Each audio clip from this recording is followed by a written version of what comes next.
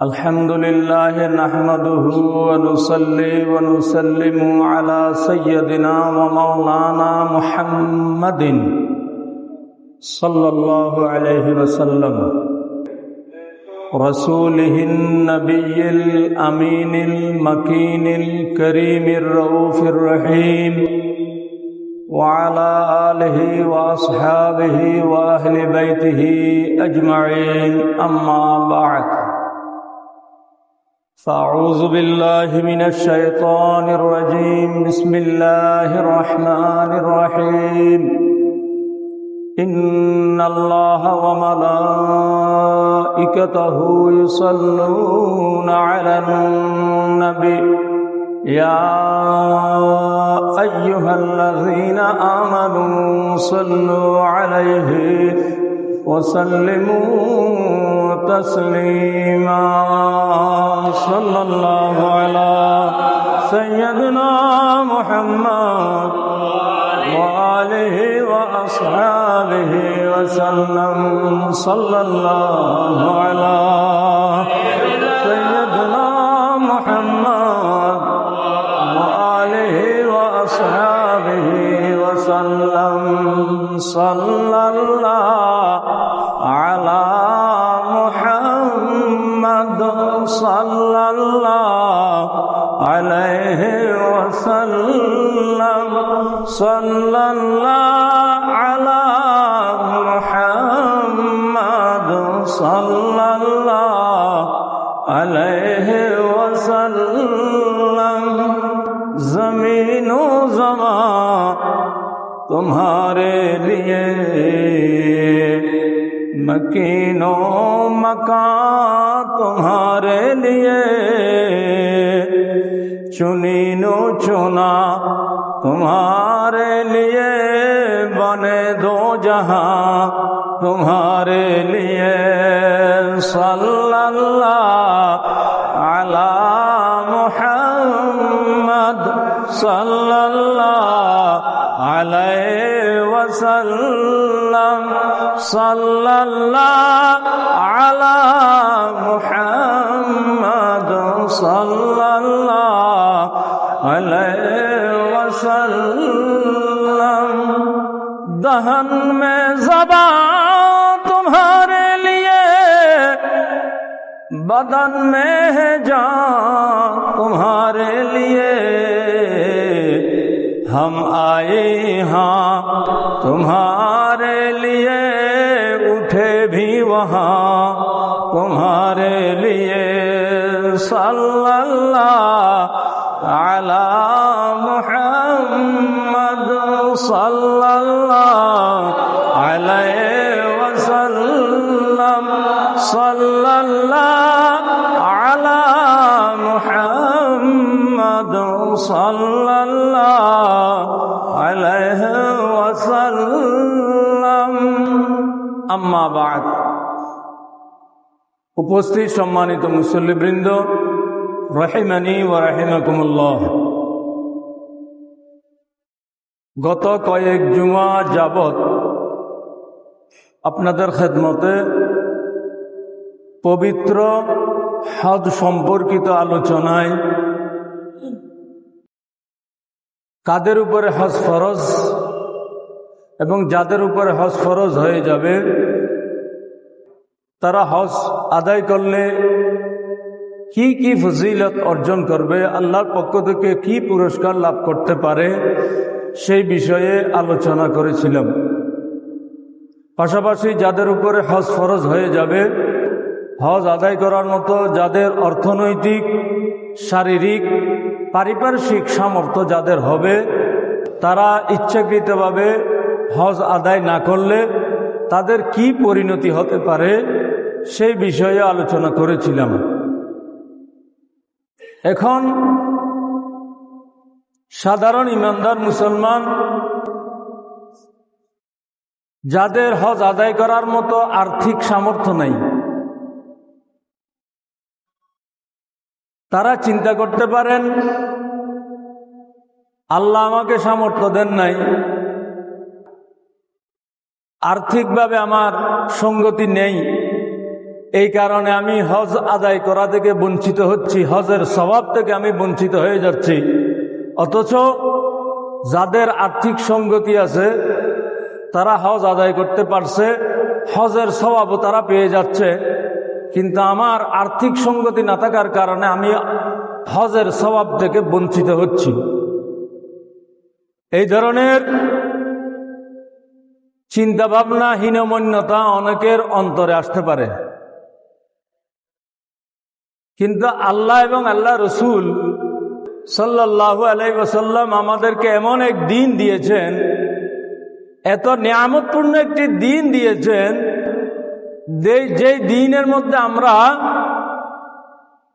কাজ করব কম, আমল করব কম, কিন্তু আল্লাহ পাক আমাদেরকে পুরস্কার দেবেন বেশি। সুবহানাল্লাহ।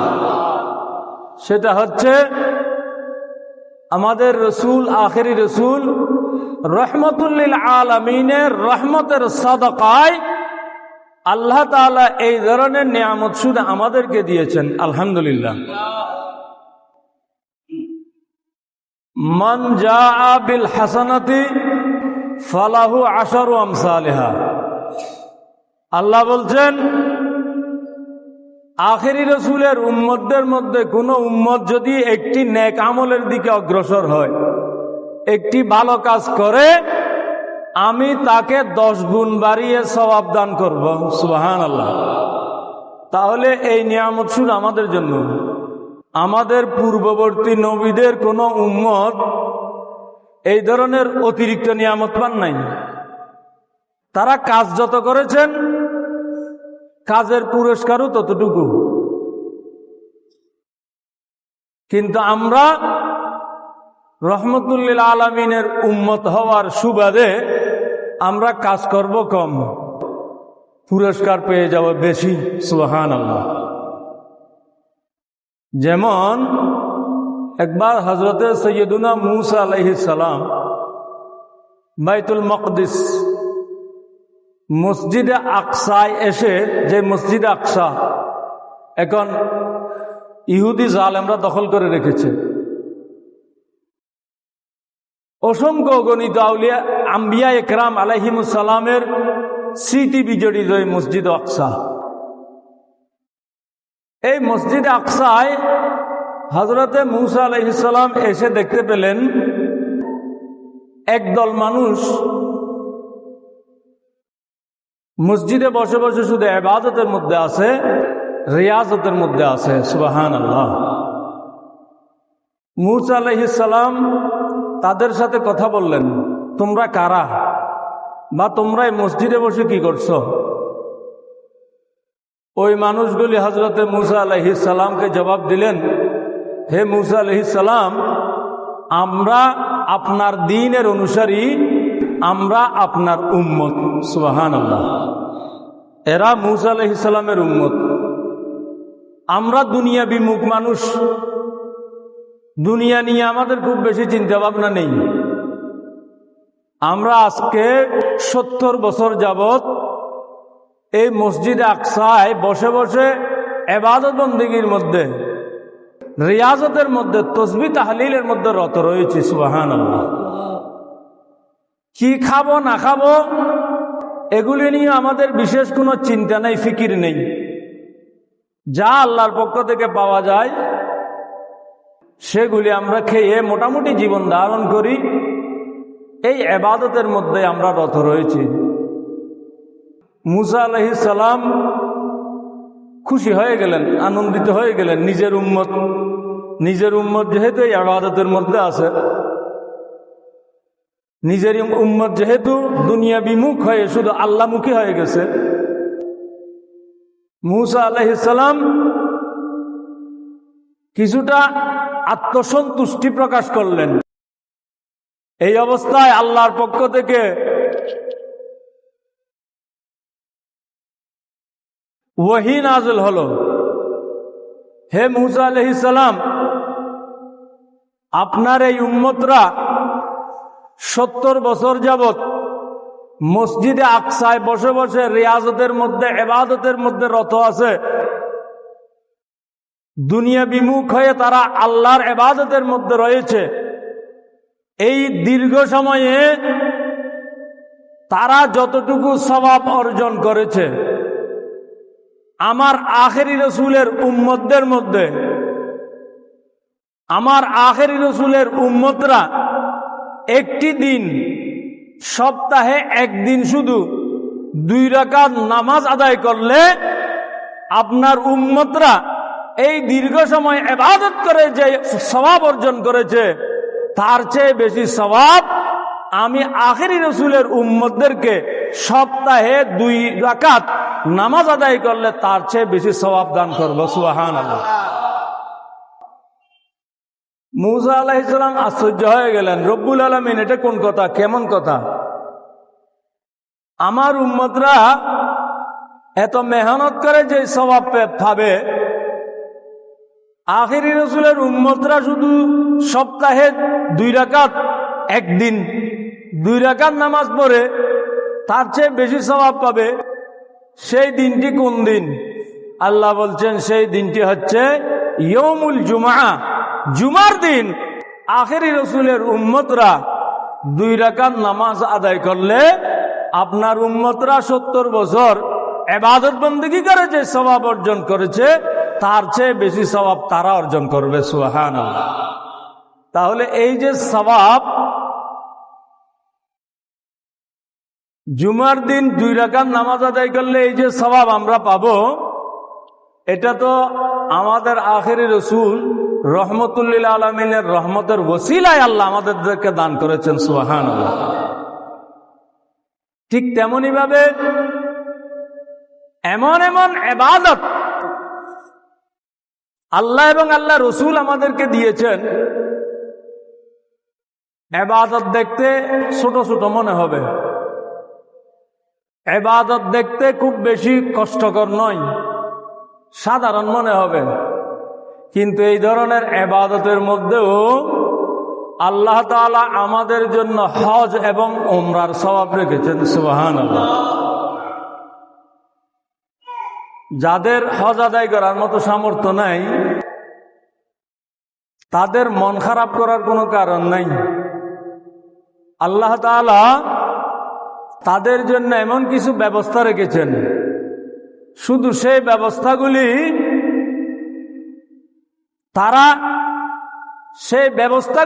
তারা গ্রহণ করলেই আল্লাহর পক্ষ থেকে হজের সওয়াব পেয়ে যাবে। সুবহানাল্লাহ। তার মধ্যে একটি হচ্ছে, মনে করেন এই জুমার দিন, জুমার দিনকে হাদিস শরীফে সৈয়দুল আইয়াম বলা হয়েছে, আশরাফুল আইয়াম বলা হয়েছে, আফজলুল আইয়াম বলা হয়েছে। দিনগুলির মধ্যে অত্যন্ত সম্মানিত দিন, অত্যন্ত ফজিলতময় দিন, সর্বোত্তম দিন, সর্বশ্রেষ্ঠ দিন বলা হয়েছে এই জুমার দিনকে। সুবহানাল্লাহ। পাশাপাশি হাদিস শরীফে জুমার দিনকে আল জুমাতু হজ্জুল মাসাকিন, এই জুমাকে গরিব মিসকিন মানুষের জন্য হজ বলা হয়েছে। সুবহানাল্লাহ।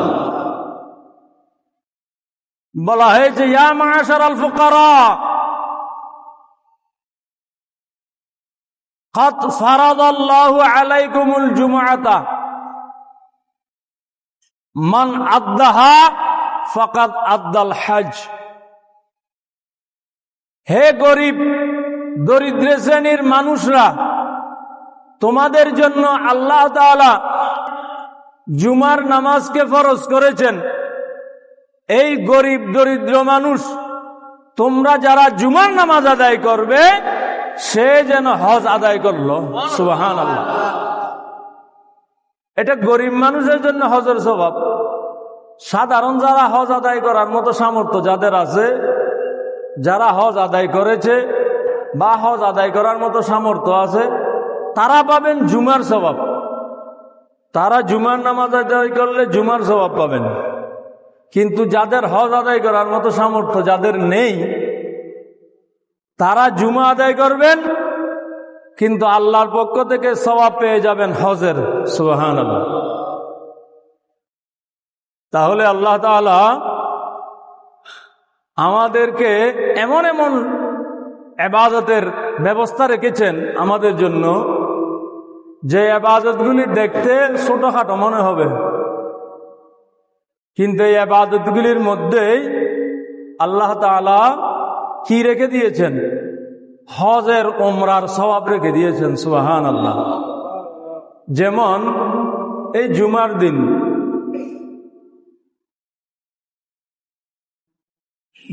দিন, প্রায় প্রতিটি মসজিদে খতিব সাহেবগণ দ্বীনি আলোচনা করেন,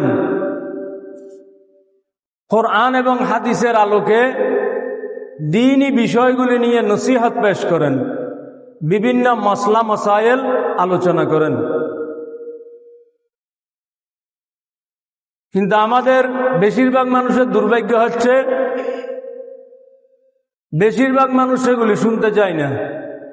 কোন রকমে খুতবার আগে মসজিদে আসলাম, আবার অনেকে তো খুতবার পরে আসে, খুতবার চলাকালীন সময় মসজিদে আসে, 2 রাকাত নামাজ কিভাবে শেষ হলো, ফরজ নামাজ, তাড়াতাড়ি মসজিদ থেকে বের হয়ে গেল। এটা বড় হতভাগার বিষয়। এটা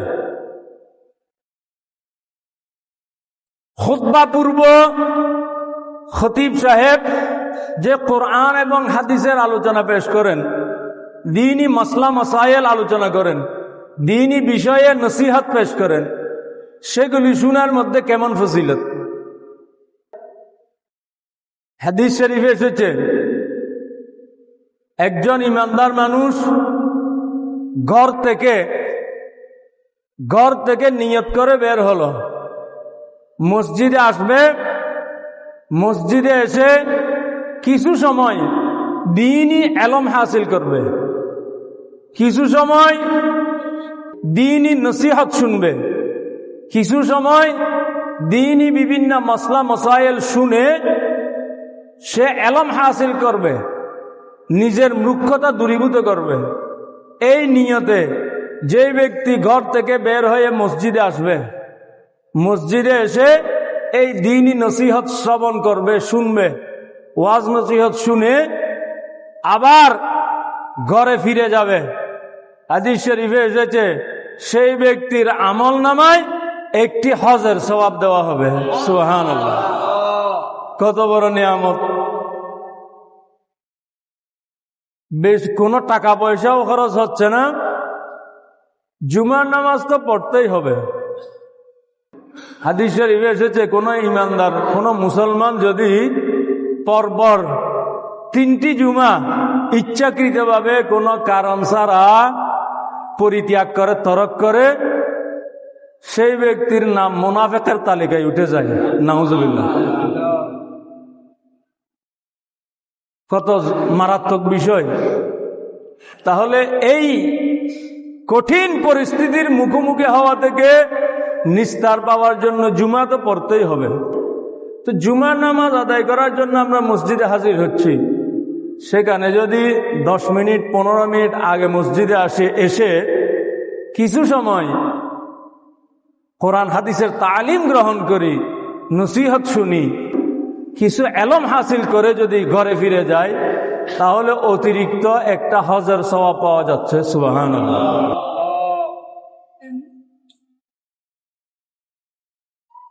অথচ অনেকেই আসে খুতবা শুরু হলে, হাদিস শরীফে এসেছে জুমার দিন আল্লাহর এমন কিছু বিশেষ ফেরেশতা আছে, যে ফেরেশতারা দুনিয়ার জমিনে এসে বিভিন্ন মসজিদের দরজায় দরজায় দাঁড়িয়ে থাকে। মসজিদের দরজায় দরজায় দাঁড়িয়ে ওই ফেরেশতাদের কাজ কি? তাদের হাতে থাকে সোনালী কলম, ওই ফেরেশতাদের হাতে থাকে সোনালী কলম আর রূপালী কাগজ। যে সমস্ত ইমানদার জুমা আদায় করার জন্য মসজিদে ঢুকছে, তাদের প্রত্যেকের নাম লিখতে থাকে ওই সোনালী কলম দিয়ে, রূপালী কাগজে ফেরেশতারা তাদের নাম লিখতে থাকে। যখন খতিব সাহেব যখন খুতবা শুরু করেন, তখন ফেরেশতারা তাদের দফতর বন্ধ করে, অর্থাৎ তারা যে লেখালেখির কাজ করেছে এতক্ষণ যাবত সেই কাজ তারা বন্ধ করে দেয়। সেই কাজ তারা বন্ধ করে দিয়ে ফেরেশতারাও খতিবের খুতবা শুনতে থাকে। সুবহানাল্লাহ। জুমার নামাজ শেষ হওয়ার পরে আল্লাহর দরবারে ওই ফেরেশতারা তাদের তালিকা আল্লাহর দরবারে পেশ করে। তখন আল্লাহ পাক বলেন, হে ফেরেশতারা, তোমরা সাক্ষী থাকো, যাদের তালিকা তোমরা আমাকে দিয়েছ, জুমা নামাজ আদায় করতে যারা মসজিদে এসেছে, আমি সকলকে মাগফিরাত দিয়ে দিলাম। সুবহানাল্লাহ। তাহলে ফেরেশতাদের তালিকা চলে কতক্ষণ? খুতবা শুরু হওয়ার আগে পর্যন্ত, পূর্ব পর্যন্ত। তাহলে কি বোঝা গেল? খুতবা শুরু হলে ফেরেশতারা তালিকা লেখা বন্ধ করে দেন। তো খুতবা শুরু হবার পরে যারা আসবে, স্বাভাবিকভাবে বোঝা যাচ্ছে ফেরেশতাদের তালিকায় তাদের নাম উঠবে না। তো হেলা অবহেলা করে নিজের কত বড় সর্বনাশটা করে দিচ্ছি। ফেরেশতারাও খুতবা শুনেন, এই জন্য খুতবা চলাকালীন সময়ে ফেরেশতারা যেখানে আল্লাহর পক্ষ থেকে দায়িত্ব প্রাপ্ত হয়েছেন তালিকা লেখার, খুতবা শুরু হলে তারা সেই কাজটি পর্যন্ত মুলতবি করে ফেলেন। ফেরেশতারা খুতবা শুনেন। সেখানে আমাদের মানুষরাই অনেক সময় খুতবাকে গুরুত্বহীন করে ফেলি। নাউজুবিল্লাহ। খুতবা চলাকালীন সময়ে সহজ কথা হচ্ছে, জুমার খুতবা চলাকালীন সময়ে কোন মুসল্লির জন্য নামাজে যে সমস্ত কাজ করা মানা, নামাজে যে সকল কাজ করা মানা, খুতবা চলাকালীন সময়ে মুসল্লিদের জন্য সেই ধরনের কাজগুলি নিষিদ্ধ মানা। অতিরিক্ত মানা হচ্ছে কি? যে কোনো ধরনের নামাজ পড়াও মানা। কথাটি আশা করি কথাটি স্পষ্ট হয়ে গেছে। নামাজের মধ্যে কি কি মানা? হাঁটা চলা করা মানা, এদিক ওদিক দেখা মানা, কথাবার্তা বলা মানা, সালাম দেওয়া মানা, সালামের উত্তর দেওয়া মানা। নামাজের মধ্যে এগুলি সব মানা। খুতবা চলাকালীন সময়ে এই সবগুলি মানা নিষিদ্ধ। লা সালাতা ওয়ালা কালামা ওয়ালা সালামা ওয়ালা রাদ্দাস সালাম। খুতবা চলাকালীন সময়ে কোনো কথা বলা যাবে না, নামাজ পড়া যাবে না, সালাম দেওয়া যাবে না, সালামের উত্তরও দেওয়া যাবে না। কেউ যদি কথা বলে তাকে আওয়াজ করে কথা বলতে মানা করা, এটাও মানা।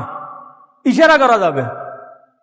কোন বেকুব যদি কথা বলছে নামাজের খুতবা চলাকালীন সময়ে, অন্য কোনো মানুষ তাকেই কথা বলবে না, বন্ধ করো, চুপ থাকো, এটাও বলতে পারবে না। এটা বলাও গুনাহের কাজ। তাকে মানা করতে হবে ইশারা করে, চুপ থাকো। তাহলে খুতবা চলাকালীন সময়ে কথা বলা, নামাজ পড়া, সালাম দেওয়া, সালামের জবাব দেওয়া, এমনকি আলা হযরত রাদিয়াল্লাহু তাআলা আনহু বলেছেন, খুতবা চলাকালীন সময়ে কেউ মসজিদে ঢুকেছে, মসজিদে ঢুকে সামনের দিকে জায়গা আছে, নিয়ম হচ্ছে সামনের দিকে জায়গা থাকলে সামনের দিকে চলে আসা। তবে মানুষের কাঁধের উপর দিয়ে লাফ দিয়ে নয়, এটা মানা। মানুষের কাঁধের উপরে লাফ দিয়ে সামনের দিকে অগ্রসর হওয়া, হাদিস শরীফে এসেছে, যারা এই ধরনের মানুষের কাঁধের উপর লাফ দিয়ে সামনের দিকে অগ্রসর হয়, কিয়ামতের ময়দানে ওই পুলসিরাতে যে ব্যক্তি লাফ দিয়েছে তাকে পুলসিরাতে তার উপর দিয়ে মানুষ পার হয়ে যাবে। নাউজুবিল্লাহ। এটা মানা। এটা হবে কখন? মসজিদে স্বাভাবিকভাবে ঢুকলাম, সামনের দিকে জায়গা আছে, সামনের দিকে অগ্রসর হতে হবে, পিছনের মানুষকে পিছনের দিকে আসার সুযোগ করে দিতে হবে, বসার সুযোগ করে দিতে হবে। কিন্তু খুতবা শুরু হয়ে গেল, এই অবস্থায় কে মসজিদে ঢুকলে ঢুকার সাথে সাথে যেখানে জায়গা পাবে সেখানেই বসে যাবে। অর্থাৎ খুতবা চলাকালীন সময়ে এক কদম দুই কদমও সে হাঁটা চলা করতে পারবে না। তাহলে খুতবা চলাকালীন সময়ে এতটুকু নীরব, এতটুকু নিশ্চুপ থাকতে হবে। সেখানে আমাদের মধ্যে অনেকে খুতবা চলাকালীন দেখা যায় গল্প গুজবে থাকে, নাউজুবিল্লাহ। যারা এই ধরনের কাজে থাকে তাদেরকে হাদিস শরীফে কি বলা হয়েছে? যারা খুতবা চলাকালীন সময়ে দুনিয়াবি কাজ কারবার করবে, কথাবার্তা বলবে, তাদেরকে বলা হয়েছে কামাসালিল হিমারি ইয়াহমিলু আসফারা। হাদিস শরীফে বলা হচ্ছে তারা এমন গাধার মতো, যে গাধা বিশাল বিশাল কিতাবপত্রের বই পুস্তকের বোঝা বহন করে। এর অর্থ কি? যে গাধা বই পুস্তকের বোঝা বহন করে, এর অর্থ হচ্ছে গাধা বই পুস্তকের বোঝা বহন করে সত্যি, গাধা মেহনত করে, বই পুস্তকের বোঝা বহন করে, মেহনত করে, কিন্তু বই কিতাবপত্রের যেই মূল নির্যাস, যেটা এলম, এই এলম কিন্তু গাধা হাসিল করতে পারে না। এমনি কিতাব বহন করবে সে, মেহনত করবে সে, কিন্তু কিতাবের মৌলিক যে নির্যাস, যে মজা, সেটা কিন্তু গাধা গ্রহণ করতে পারে না। ঠিক তেমনি ভাবে যারা মসজিদে আসবে, মসজিদে বসবে, খুতবাকালীন সময়ে কথাবার্তা বলবে, এর অর্থ হচ্ছে তারা মসজিদে আসার মেহনত করেছে, মসজিদে বসার সময়টা নষ্ট করেছে। এই মসজিদ খুতবা চলাকালীন সময়ে কথা বলার কারণে তাদের এই মেহনত, এই সময়টুকু সব কিছু বরবাদ হয়ে গেছে, নাউজুবিল্লাহ। হাদিস শরীফে এত কঠিনভাবে নিষেধ করা হয়েছে, খুতবা চলাকালীন সময়ে কোনো কথাবার্তা বলা যাবে না। আমি ইতিপূর্বে অনেকবার আলোচনা করেছিলাম আমাদের মসজিদে, কিছুটা সংশোধিত হয়েছে আর কিছুটা সংশোধিত হয়নি। তা আল্লাহর কাছে দোয়া করি আল্লাহ তাদেরকেও সংশোধনের তৌফিক দান করুন, আমিন। মসজিদে জুমার দিন, এজন্য কি বললাম, খুতবা শুরু হয়ে গেলে ফেরেশতার তালিকা লেখা বন্ধ হয়ে যায়।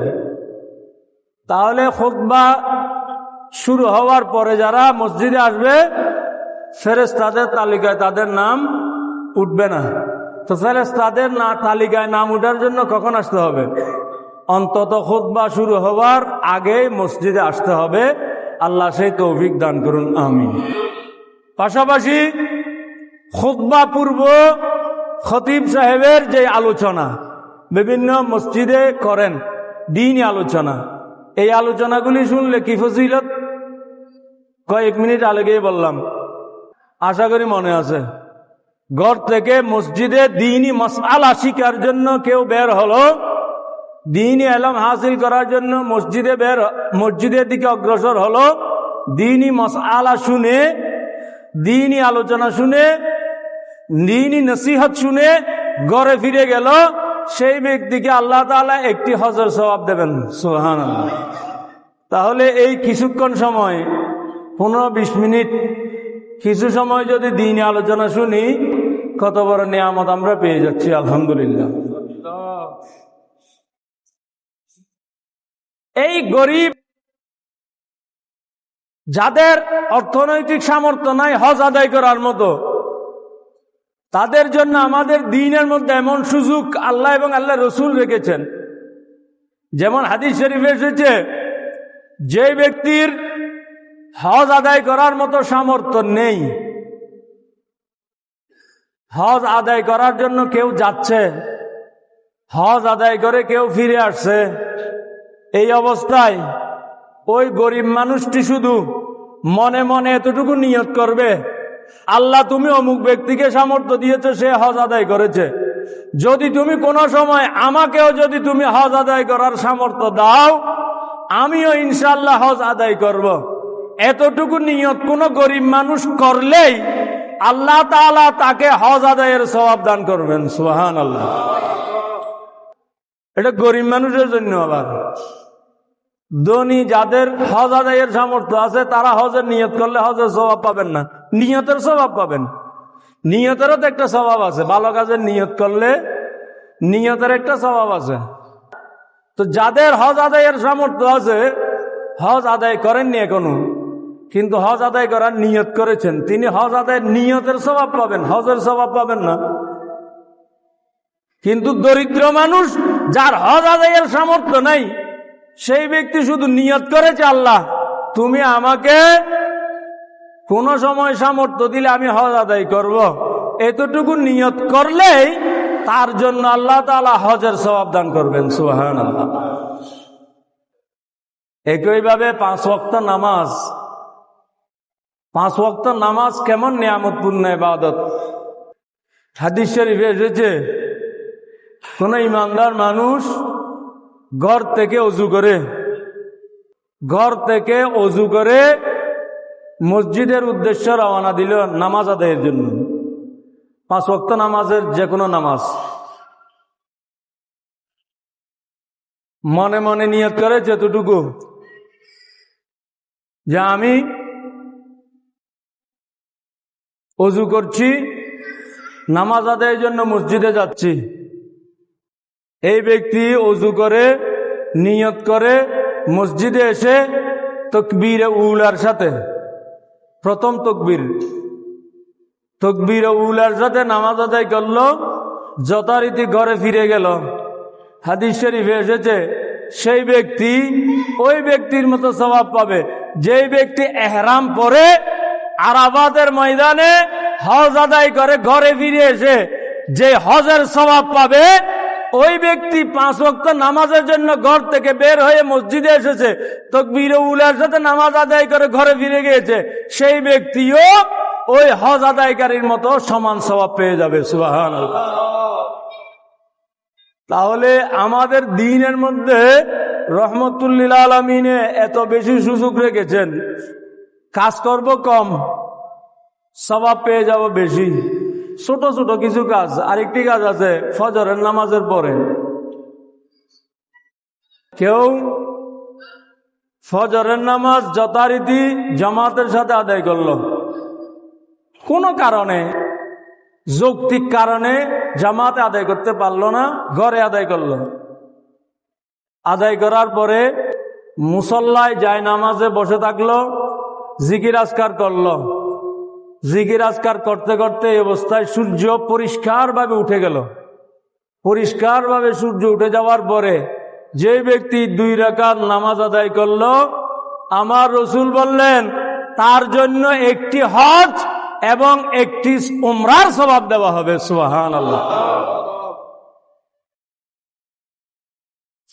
ফজরে নামাজ আদায় করার পরে সূর্য উঠা পর্যন্ত যায় নামাজে বসে থাকা, আল্লাহ আল্লাহ জিকির করা, যা কিছু জানা আছে, দরুদ শরীফ, জিকির আজকার, এগুলি পড়া।